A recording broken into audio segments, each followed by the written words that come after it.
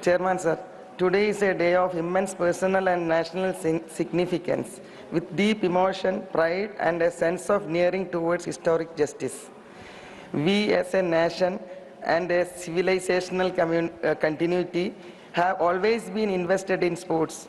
As our Prime Minister Narendra Modi ji had mentioned in his speech during 141st IOC session in Mumbai, that I quote, "We Indians are not only sport lovers, but we live our lives in sports, and the evidence of sporting history in archaeological remains, including one site where the remains of 10,000-seater stadium were found, signifies that this was not just India's heritage, but that of the entire world.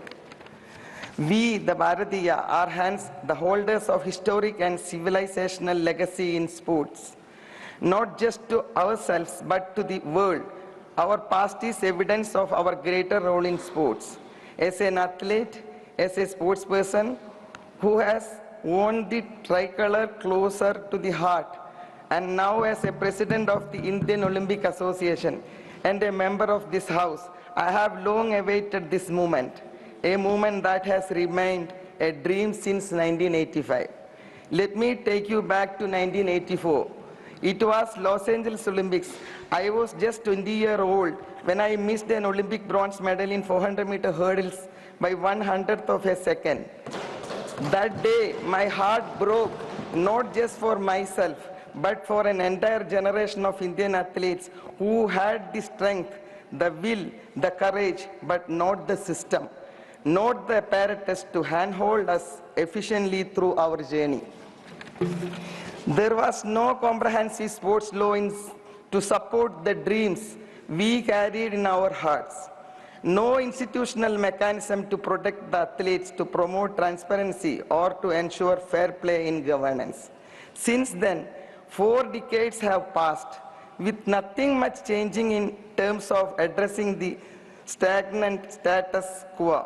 For 40 years, many of us in this sporting fraternity have hoped, prayed, and worked tirelessly for promulgating the legislation that would place the athlete at the very center of India's sporting ecosystem that is rightful, natural, and justified. Today, the hope has transformed the action and legislation.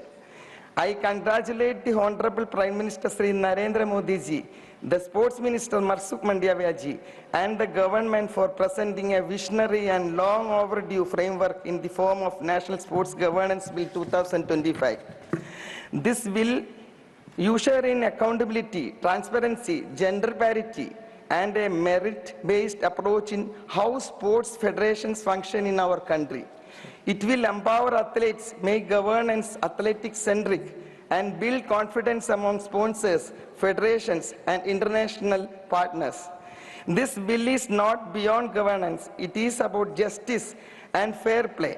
It is about ensuring that every young girl from village in Kerala or a boy from mountains of Himachal dreaming of participating in the Olympics will have a system that believes in them, encouraging and supporting them as much as they believe in themselves. Honorable Chairman, sir, this legislation comes at the time when India is dreaming big, dreaming Olympic, dreaming for its rightful share in the global sporting fraternity. Under the visionary leadership of Honorable Prime Minister Sri Narendra Modi ji, India has set its sight full on hosting in 2036 Olympics. In 1 more minute. Please. I would again quote the Honorable Prime Minister that I quote, "Sport is not a medium of winning medals, but it is a medium to win people to heart. Sport belongs to everyone. It is for everyone. Sport not only creates champions, it also promotes peace, progress, and wellness, and a very strong and empowered medium for connecting the world. For Bharat, this is not just a bid. It is a declaration of her capabilities and a clarion call for diplomacy through sports. Our Olympic bid is also an emphatic declaration that Bharat is ready, capable, and determined to take its rightful place on the global sporting stage. This bill is a critical pillar of that grand vision.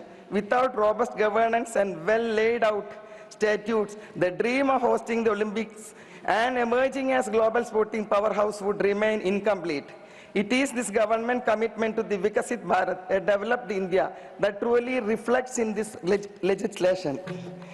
Let us not see this only as a legal framework. Let us see this as a moral promise, a promise that athletes will no longer be let down by the opaque system or internal politics. That talent will be celebrated, not sidelined. That India will not just participate but compete, win, and lead. Honourable Member. One more. As someone who once ran a barefoot on a clay track and who now stands here in Parliament with the responsibility of representing both athletes and citizens, I can say with full conviction, this bill will change lives.